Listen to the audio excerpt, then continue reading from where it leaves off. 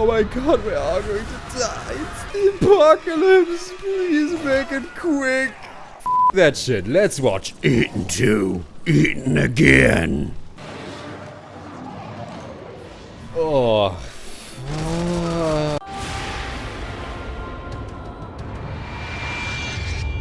First off, I loved this game when it was released for PC in 2010, so I didn't want to miss out on the chance to relive fond memories with this remaster.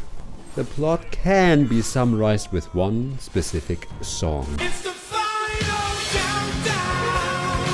It's the apocalypse, yeah! The final countdown. Of course, the actual story is much more interesting, has a lot of twists, and an interesting backstory.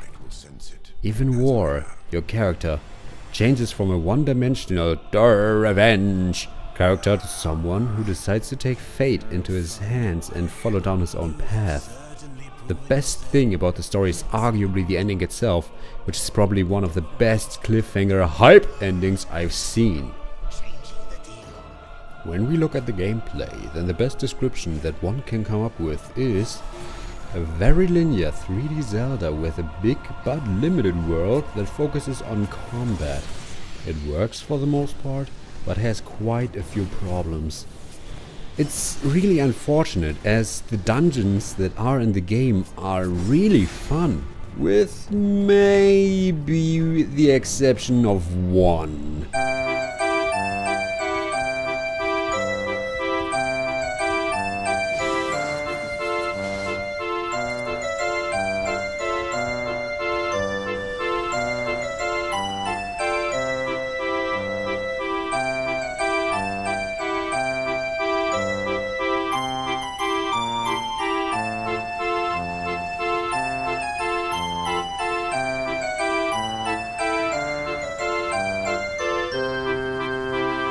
You can find lots of collectibles and upgrades in the world. Let me say this right off the bat. The gameplay is enjoyable, for the most part, and Darksiders is a lot of fun, with a very engaging plot. But what I'm going to tell you now is what holds this game back and turns this into something slightly above average. Having many collectibles sounds fine, but it can only reach the most powerful upgrades near the end of the game, and at that point you don't need them anymore. The world levels up with you and prevents that you feel any real kind of overachieving progress, though it does make sense from a story perspective. The one big armor collectathon is useless too, as the only bosses left to fight against are a weak, stronger zombie man and the final boss.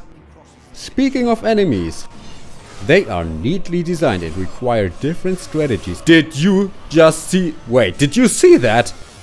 Yes, this right here is the most powerful enemy in the entire game. The other enemies are fine though, and if you just play through the game without exploring the world too much, then you won't get bored, as new enemies are always introduced. The bosses, on the other hand, not in terms of difficulty, but one boss is cancer to fight against, and why is there a boss that is just a copy of a regular enemy? It has one more attack and more health? Are you kidding me?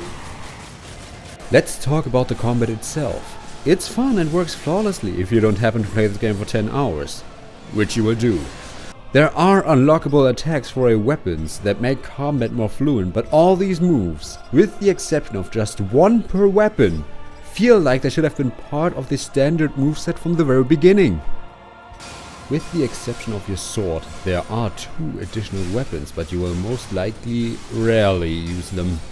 You see, there is a leveling system for the weapons that depends on the amount of enemies killed. This naturally means that your sword is always superior to your other weapons, especially the power fist. You get the fist when your sword is at least on power level 2, and all new weapons start at 0, dealing very lackluster damage against stronger enemies. In the end, all of that leveling and extra weapon stuff becomes irrelevant as well, as you get the most powerful weapon at the end of the game, which you can't use upgrades for and is always stronger than anything else you have. Great! So what was the point of having weapons that level up? The issue is that this game would be so much better if we weren't forced into so many battles, as almost all the dungeons are pretty damn good. It could have been fixed, similar to Zelda, by making the ranged weapons into killing tools as well, but they do jack against enemies that are stronger than bats or zombies. What is awesome though is the soundtrack, which can be described as epic.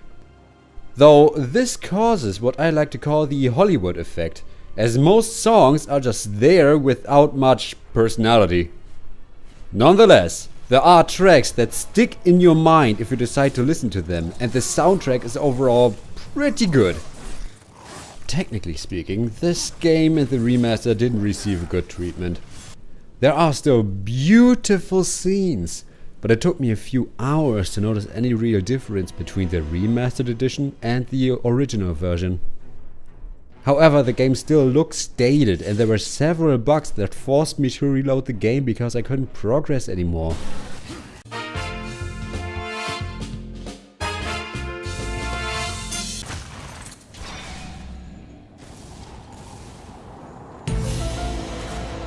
There are also some rare camera issues, and you will come across ledges that refuse to work like any other ledge of the game.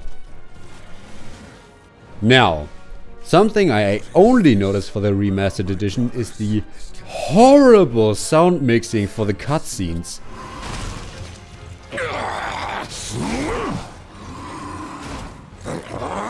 My lord!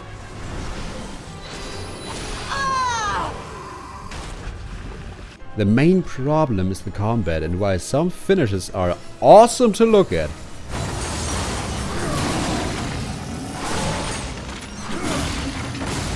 it overall doesn't help the simplicity of the gameplay. The story is entertaining and the soundtrack is good. In my opinion, you should still take a look at the game, as you can still have a great time with it.